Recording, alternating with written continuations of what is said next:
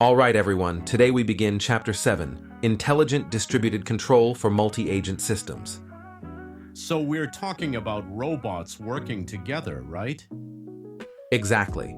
A multi-agent system is a set of autonomous agents that can make decisions independently.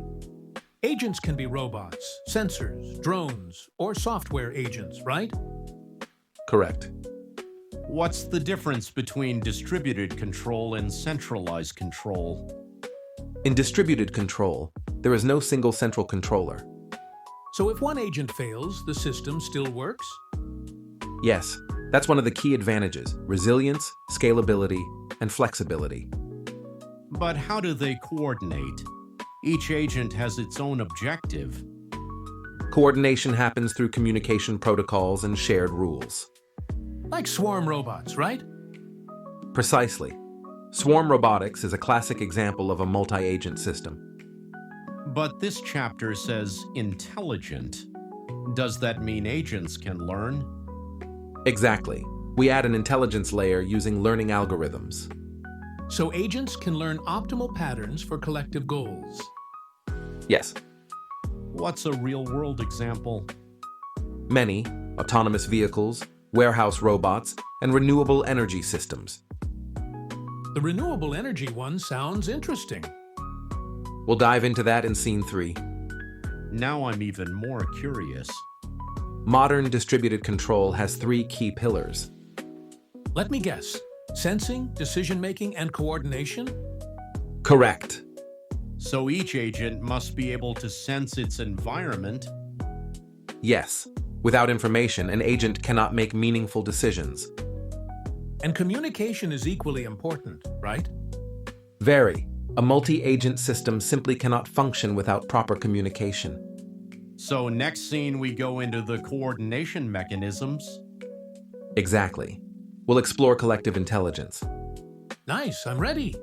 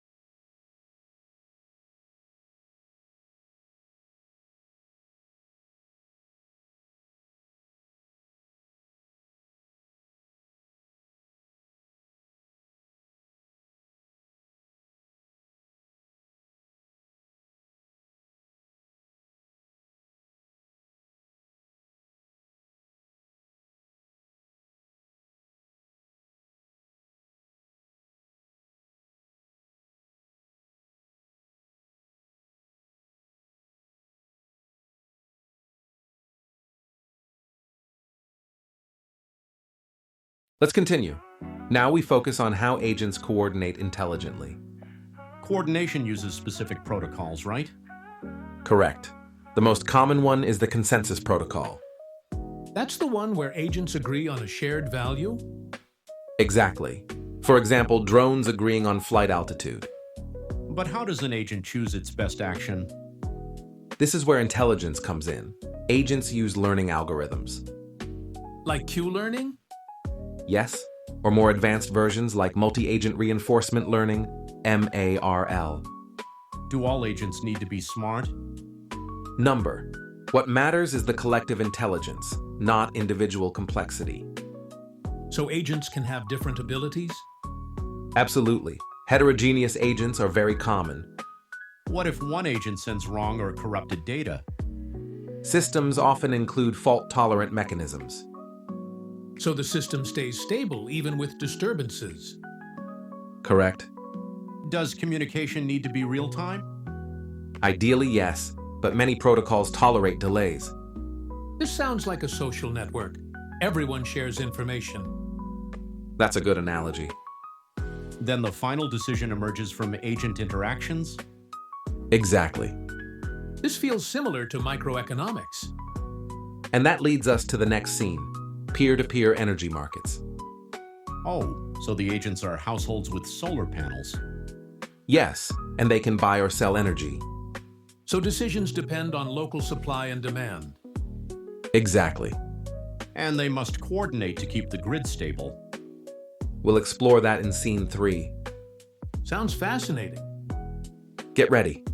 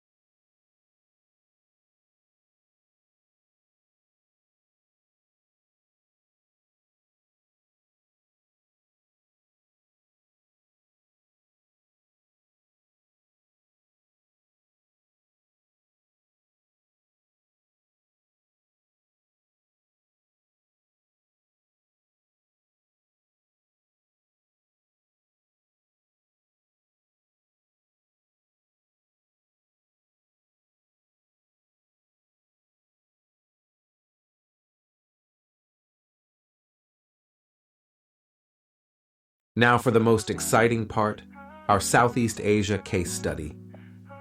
This is about peer-to-peer energy markets, right? Correct. Imagine a residential community with rooftop solar panels. So each home becomes an agent? Exactly. Homes can sell or buy energy. So it works like a local energy marketplace. Precisely. How do they coordinate the energy trading? Agents perform economic dispatch depending on supply, demand, and price. Sounds like a microeconomy. It basically is. What algorithms are used? Usually distributed optimization combined with reinforcement learning. So who sets the price? The price emerges from interactions between agents, like a market. So if there's surplus energy, the price drops? Exactly. And if there's a shortage, the price rises. Correct. But how is the grid kept stable? Through islanding strategies and peak shaving techniques. Peak shaving reduces peak load, right? Yes. And islanding means they can operate independently? Exactly. When is islanding used? During disturbances, extreme prices, or maintenance. Southeast Asia has frequent blackouts, so this approach is perfect. Correct. Distributed systems are especially relevant here. So communities become more energy independent. Exactly. So this entire energy market is controlled by intelligent agents? Yes. And this is the future of energy systems in Asia. Awesome. I want to create a simulation of this.